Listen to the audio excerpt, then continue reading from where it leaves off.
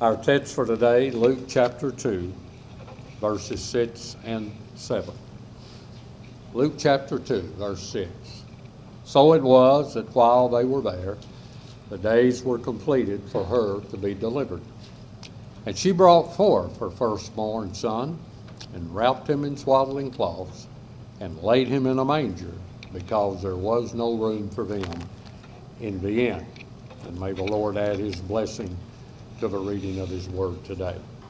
Once upon a time, and this is real time in real life, a little baby boy was born. This child's dad had syphilis and was an alcoholic. This child's mom had TB back when there was no cure or even any treatment for that disease. This child's oldest sibling was born completely blind. This child's next oldest sibling was born completely deaf and mute. This child's next oldest sibling was born with TB. And this child himself was born almost completely deaf. And needless to say, this child grew up in abject poverty. Now, in all honesty, what chance would you give that child to amount to anything and to accomplish anything in life? No chance. Not slim and none, but none and none. No chance at all. If there ever was a no chance child, that little baby boy was it. And yet, that no chance child grew up to be the world's greatest composer of music of all time. Now, I'm no music expert, but according to those who are, there is this person and then there's everyone else beneath them. For you see, that no chance child was none other than Beethoven. Well, as great as that no chance child turned out to be, I've got one to top even that. And that one is the child that was born to Mary and Joseph back at the first Christmas. For out of all the babies ever born into this world, nobody had more strikes against him. No child had less of a chance to amount to anything and to achieve anything than the baby boy named Jesus. Now let me prove that to you. First of all, he had no chance because of his arrival. Jesus Christ was born in a barn or in a cave, take your pick, in a sleepy little narrow spot in the road. He was born not with a doctor present, but with a donkey present.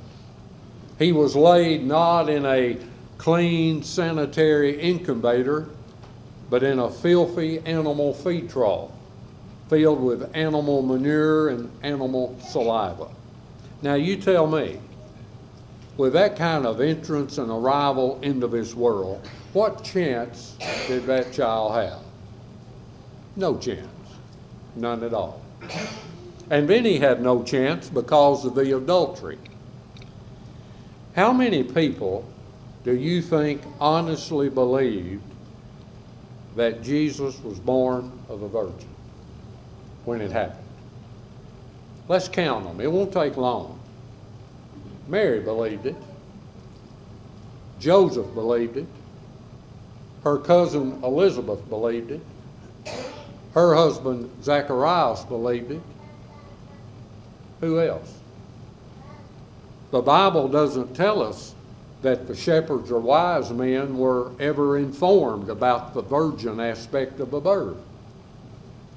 Who else believed that? Nobody else. Everybody else honestly believed that Mary had been guilty of adultery, gotten pregnant with some guy, and then had this illegitimate child. And let's be honest, if we'd been living back then, that's what we would have believed.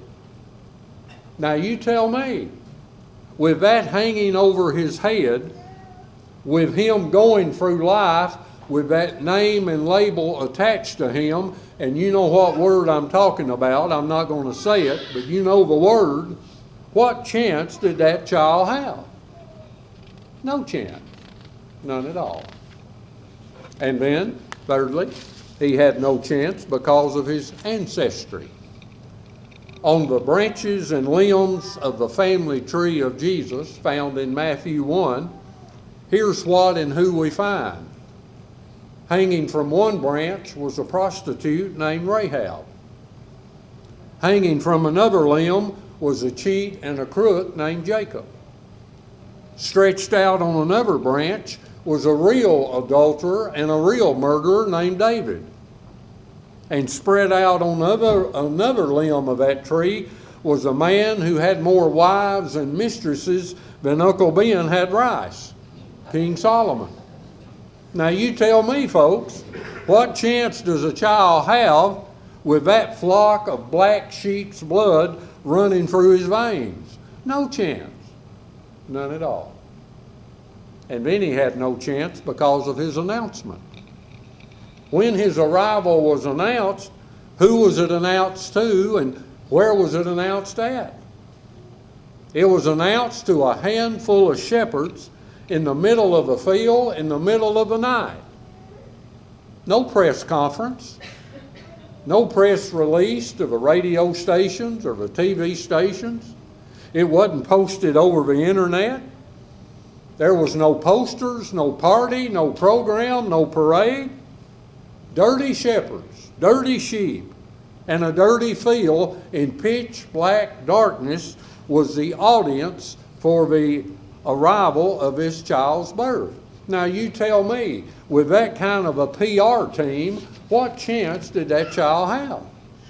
No chance. None at all. And then he had no chance because of his address. Jesus grew up and lived in a town named Nazareth. Nazareth was a chamber of commerce's worst nightmare. Nazareth topped the list of the worst places to live in that area. Why? Because Nazareth was a haven, a hangout,